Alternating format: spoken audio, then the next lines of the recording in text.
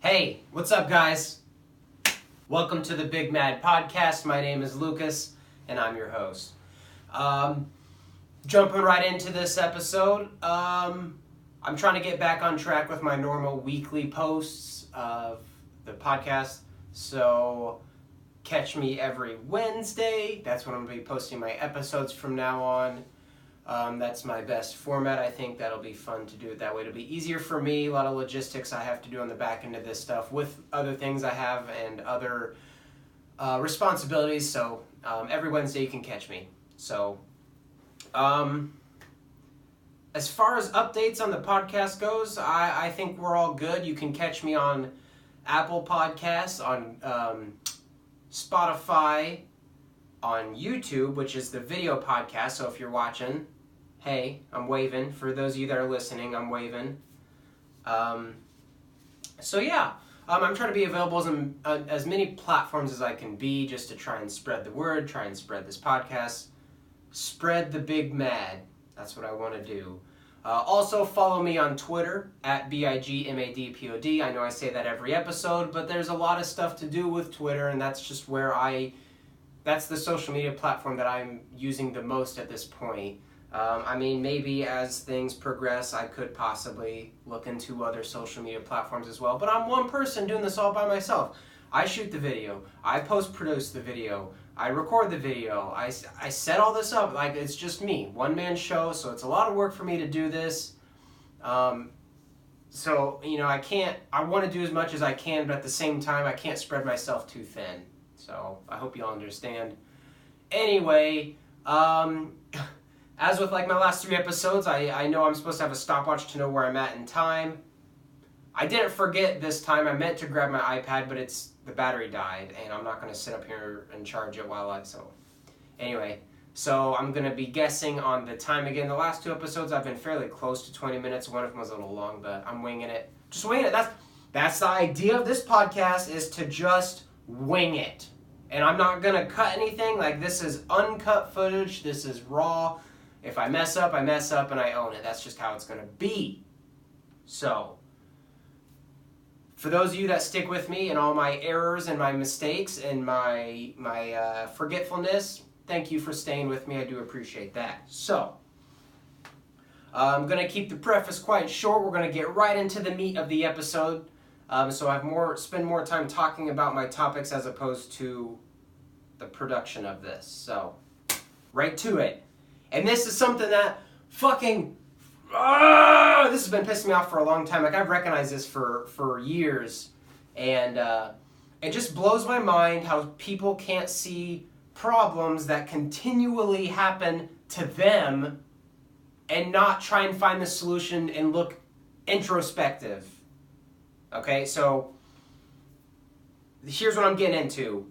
And this I'm going to use from a girl's perspective because that's just my personal experience, but I obviously know this is not gender specific, so don't fucking get mad at me and feel like I'm roasting women too much, because it's just my perspective. It goes both ways. But in my specific scenario that I'm thinking of, it's a woman. So, why is it that people have such high demands for a significant other, but yet they have nothing to offer themselves?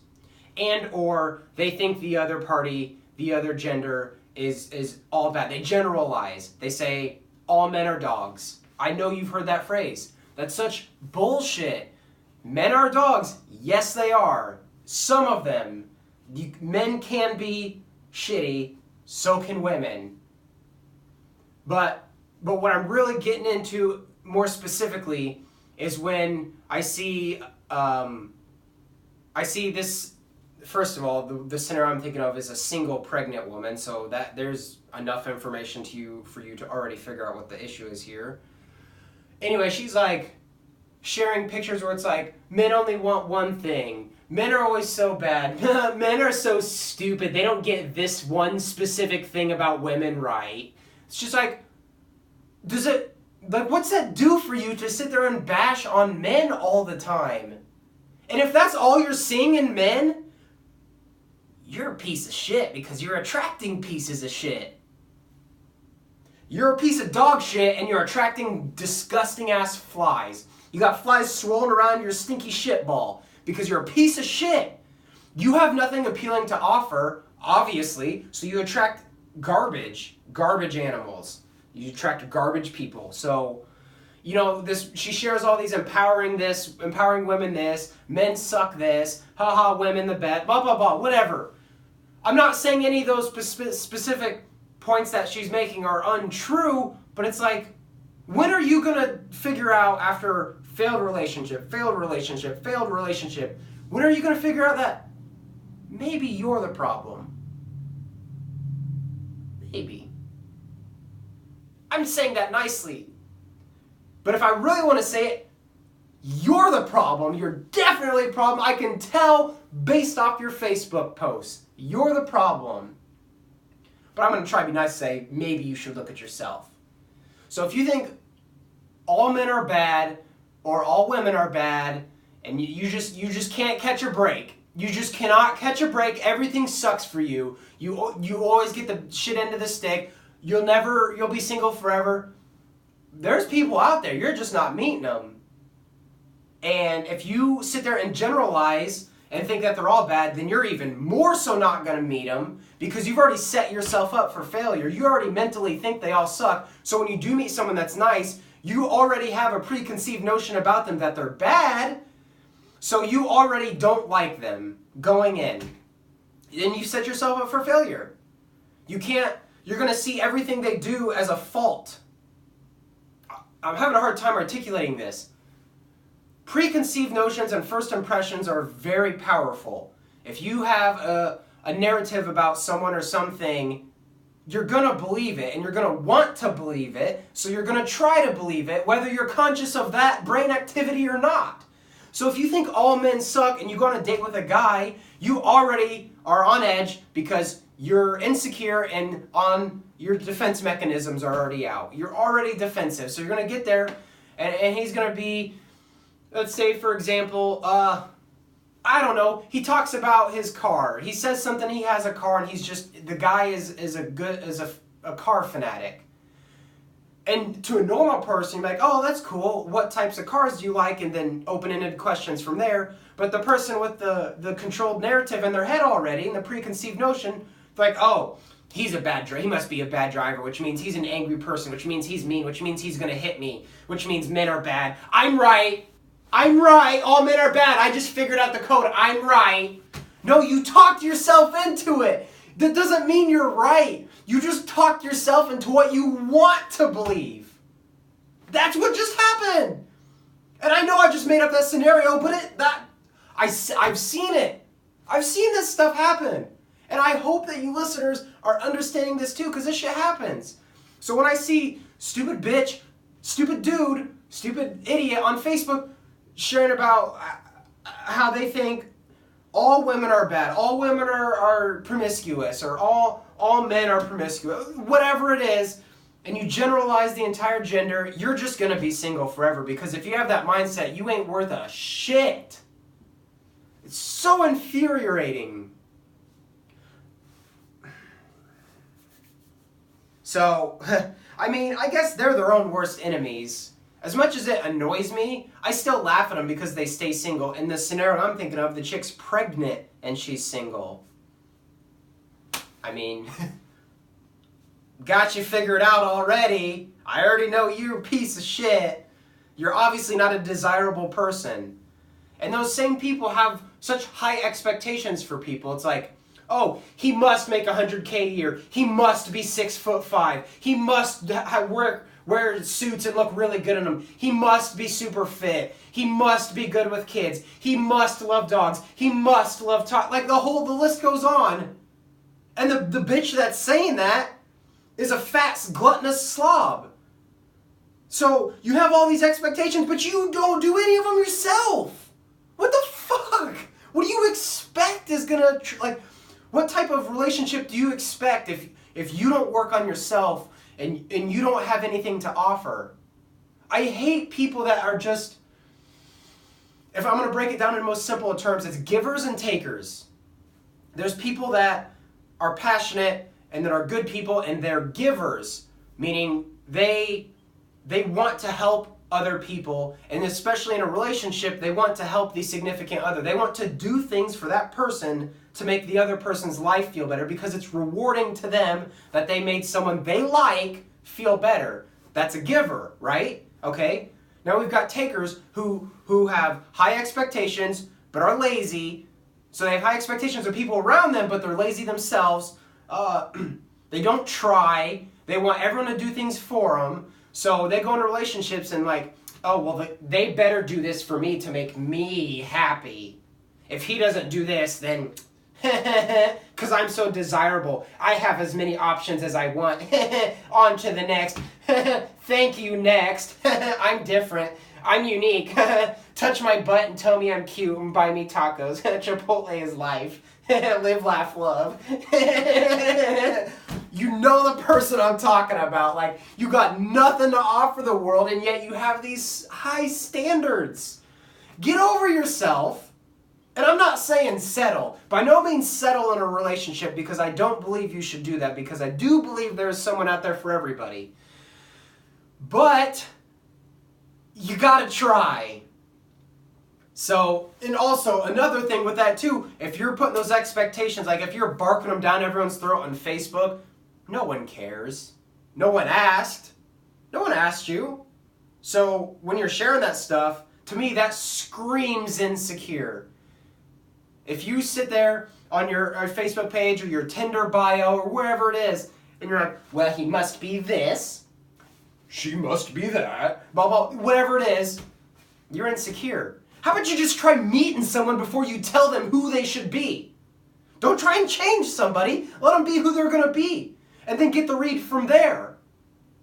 So, when this is a pet peeve of mine, when I'm talking to women and I'm trying to meet someone, if I'm interested in a woman and we're continuing whatever it is, dating, however we're going forth about it, and I can tell, like I don't tell them exactly what I want, but I start to get a feel on how they perceive me and how they think I think and what they think I like.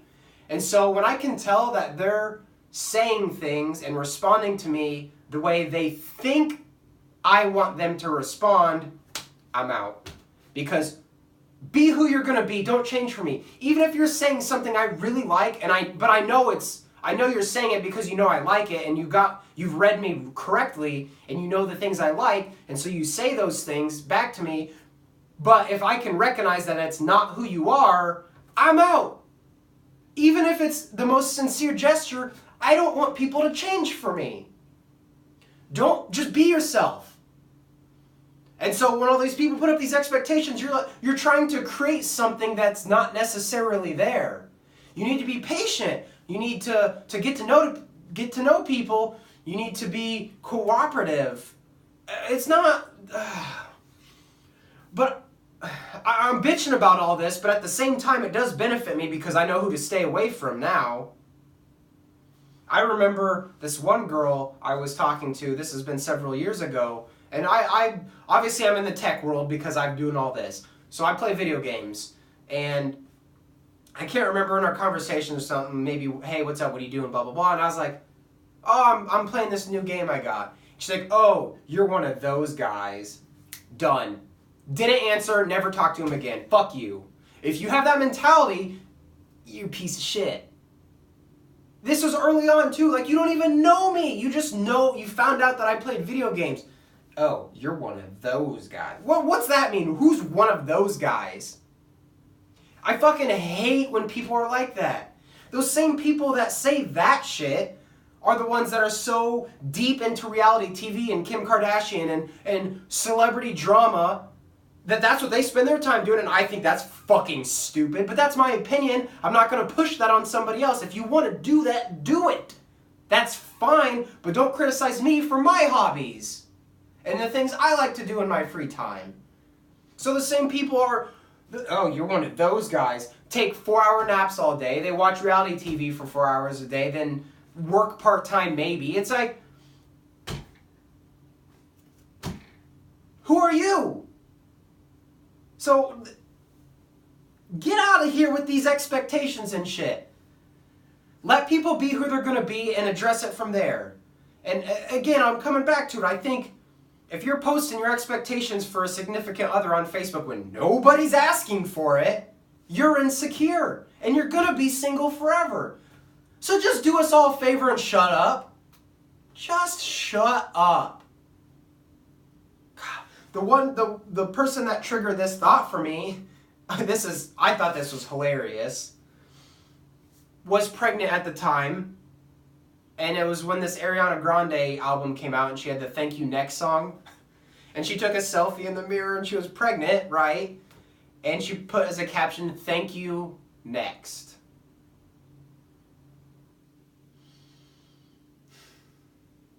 I don't think that's the best caption for a single pregnant 20-something. Get your shit together. That's bad. I thought that was the funniest thing to me. But as much as I complain about that type of person and what they do, I now know, not talking to that person. So, and this idea comes in really handy if you're using dating apps, because if you see in their bio that they're like, must be this, must be that, must be over 6 feet, swipe left if this, swipe left if that. Get out of here with your ultimatums. Leave it blank, or a funny thing, whatever. Get to know someone and then go from there. That you got to give people a chance. People do suck. Men do cheat on women. Women do cheat on guys. It happens to everybody. Hopefully it doesn't. Maybe not everybody. We hope it doesn't. But it happens. Both genders do it.